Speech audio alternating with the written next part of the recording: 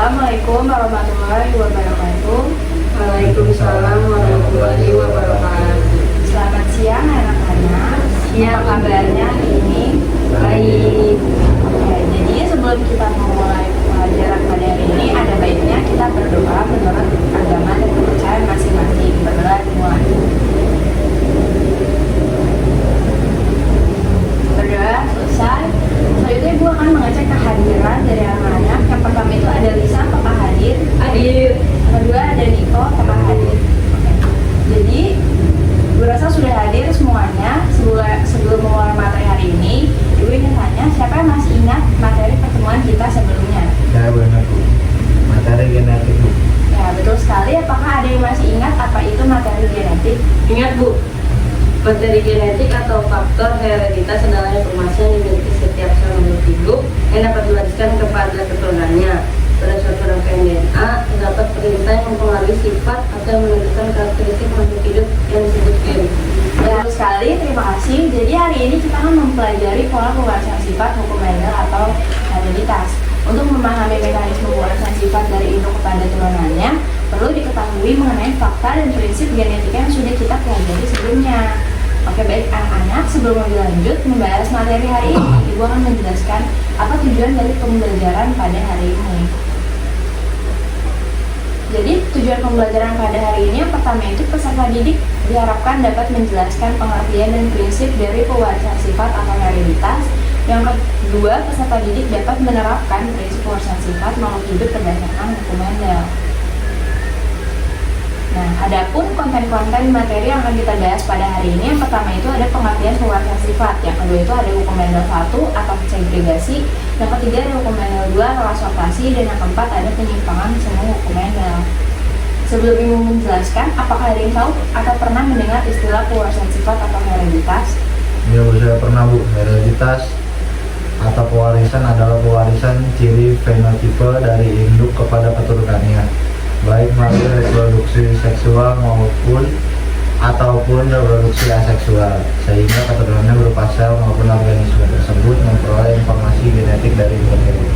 Nah, bagus sekali penjelasannya, terima kasih.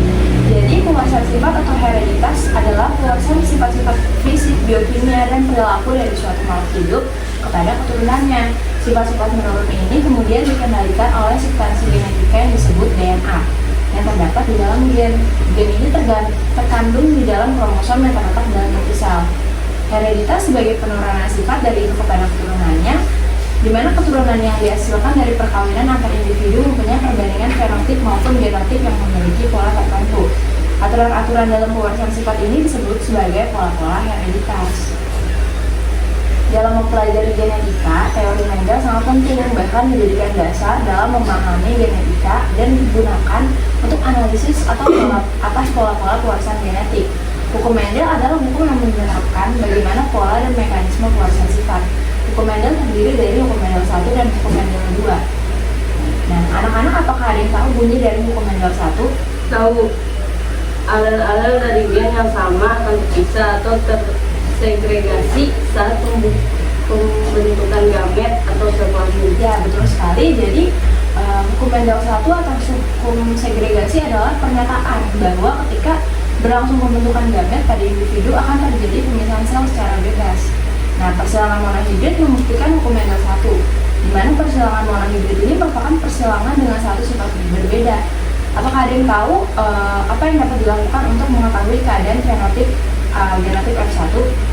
Ya Bu, untuk mengetahui keadaan F1 dapat dilakukan tes cross ataupun uji silang dan juga back cross, yaitu silang balik, dan intermediate. Ya, benar sekali. Sekarang apakah ada yang tahu apakah itu tes cross?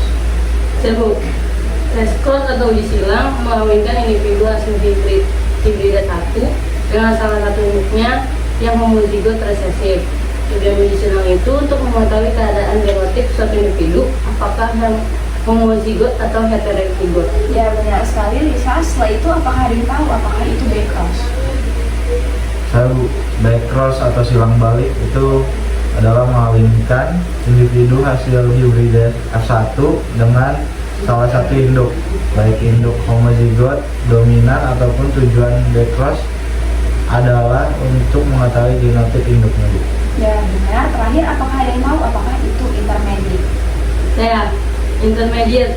Intermediate itu penyerangan dengan satu sifat beda, namun sifat dominan tidak mampu menutupi sifat resesif sehingga muncul sifat di antara keduanya. Ya, sangat pintar. Jadi benar penjelasan dari mulai teman sekalian. Selanjutnya ada hukum Mendel 2. Apakah ada yang tahu bunyi dari hukum Mendel 2? Saya, Bu, tahu. Apabila dua individu mempunyai dua pasang atau lebih sifat, maka diturunkannya sepasang sifat secara bebas, tidak bergantung pada pasangan sifat yang lain. Ya, betul sekali. Jadi berbeda dengan hukum satu Mendel yang menjelaskan mengenai pemisahan gen dalam pasangan alel dari satu sifat yang berbeda. Nah, hukum 2 Mendel ini atau hukum asortasi bebas menjelaskan mengenai dua atau lebih sifat yang berbeda tidak mempengaruhi atau bergantung pada sifat yang lain. Dengan kata lain, alel dengan gen sifat yang berbeda tidak saling mempengaruhi. Nah, contohnya itu gen yang menentukan tinggi tanaman tidak mempengaruhi gen warna bunga pada tanaman, dan berlaku juga sebaliknya. Nah, hukum ini ditemukan oleh Mendel saat mencoba menyilangkan antara dua sifat yang berbeda atau lebih yang dikenal dengan persilangan hibrid.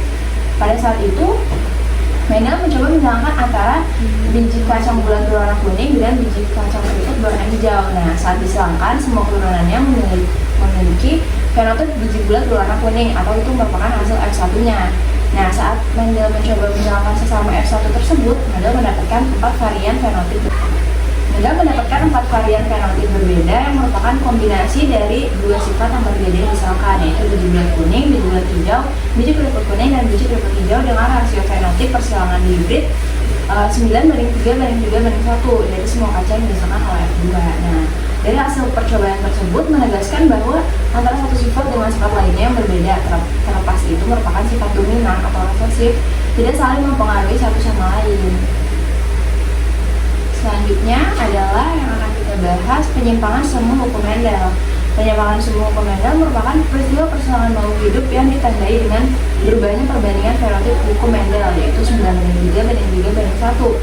Penyimpangan semu terjadi karena ada dua pasang gen atau lebih saling mempengaruhi dalam memberi fenotip individu. Anak-anak, apakah ada yang tahu macam-macam penyimpangan semu hukum Mendel? Saya, Bu, tahu, Bu. Atavisme, kritomeri, episatif atau hipotasis, komplementer, kodominan, dan juga polimeri, Bu. Ya, betul sekali. Yang pertama akan Ibu bahas adalah atavisme, di mana atavisme merupakan interaksi beberapa gen sehingga dihasilkan fenotip baru. Nah, atavisme ini dapat ditemukan pada tipe jengger atau pial ayam. Pada ayam itu terdapat 4 tipe jengger ayam. Yang pertama itu ada rose, pea, walnut, dan bilah atau single. Nah, di mana bentuk ini dipengaruhi oleh dua gen berbeda alel, yaitu gen R yang menentukan bentuk rose dan gen P yang menentukan bentuk pea. Nah, selanjutnya itu ada epistasis atau hipotasis, yaitu interaksi di mana suatu gen menutupi gen lain yang menumbuhkan alelnya. Gen yang ditutupi itu disebut sebagai hipostasis, sedangkan gen yang menutupi disebut sebagai epistasis. Epistasis dibagi menjadi 4 jenis, yaitu epistasis dominan, resesif, gen dominan rangkap, dan juga gen rangkap dengan efek kumulatif. Selanjutnya itu ada kriptomeri, yang merupakan peristiwa tersembunyian gen dominan jika tidak berpasangan dengan gen dominan lainnya. Jadi jika gen dominan tersebut berdiri sendiri, maka sifatnya akan tersembunyi atau kriptos. Contoh kasusnya itu terdapat pada persilangan bunga Linaria malakana, di mana pada bunga ini memiliki peristiwa persilangan yang sangat unik. Saat bunga merah yang bersifat dominan disilangkan dengan bunga putih yang bersifat resesif, akan terbentuk fenotip baru, yaitu berwarna ungu. Nah, pada bunga ini terdapat alel yang meregulasi ekspresi pigmen antosianin dan asam basa protoplasma. Uniknya, pigmen antosianin ini akan berubah warna menjadi ungu dalam keadaan basah. Walaupun genotipnya sama, namun fenotipnya berbeda karena adanya reaksi asam basa antara pigmen dan protoplasma sel. Selanjutnya akan ibu bahas adalah komplementer. Apakah ada yang tahu apa itu komplementer? Komplementer yaitu interaksi antar gen dominan dalam mengekspresikan satu sifat. Ya, benar sekali. Jadi komplementer merupakan interaksi antara gen dominan dalam mengekspresikan suatu sifat, di mana gen komplementer ini dapat ditemukan pada bunga Lathyrus odoratus. Nah, yang memiliki gen C penghasil pigmen antosianin, sedangkan gen ini penghasil enzim untuk mengaktifkan antosianin. Selanjutnya adalah polimeri. Apa ada yang tahu apa itu polimeri? Saya Bu, polimeri yaitu interaksi dua gen atau lebih di mana masing-masing gen saling menguatkan satu sama lain. Ya, betul sekali. Baik anak-anak, apakah sudah pada lelah? Jadi ini merupakan pembahasan terakhir yaitu tentang kodominan. Apakah ada yang tahu apa itu kodominan?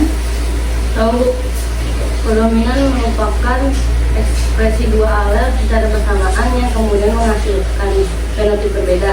Alel kodominan ditulis dengan huruf kapital dengan tambahan huruf lain di atasnya. Ya, betul sekali. Apakah yang tahu contoh dari kodominan? Saya Bu, contoh kodominan adalah alel yang mengatur golongan darah Mn dan warna bulu pada sapi. Ya, betul sekali. Jadi sekian materi pada hari ini. Apakah anak-anak ada yang ingin bertanya?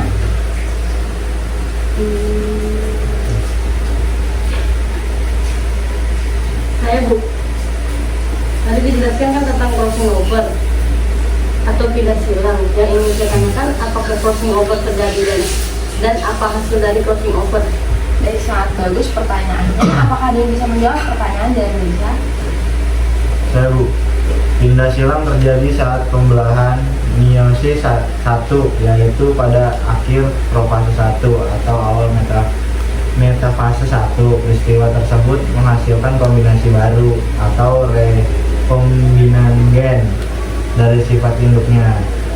Pindah silang mengakibatkan terbentuknya 4 macam gamet, 2 macam gamet yang sifatnya sama dengan induknya atau tipe parental, dan 2 macam gamet yang merupakan hasil pindah silang atau tipe rekombinan. Ya, benar, lengkap sekali penjelasan dari Riko. Ibu rasa jawaban dari Riko sudah mewakili jawaban Ibu. Selanjutnya, apakah ada lagi yang ingin bertanya? Saya Bu, dalam buku Mendel 1, bagaimana kesimpulan dari percobaan Mendel? Terima kasih atas pertanyaannya. Jadi kita akan jawab aja ya. Kesimpulan dari percobaan yang dilakukan Mendel dalam buku Mendel 1 adalah genotip adalah susunan gen yang menentukan sifat dasar suatu makhluk hidup dan bersifat tetap.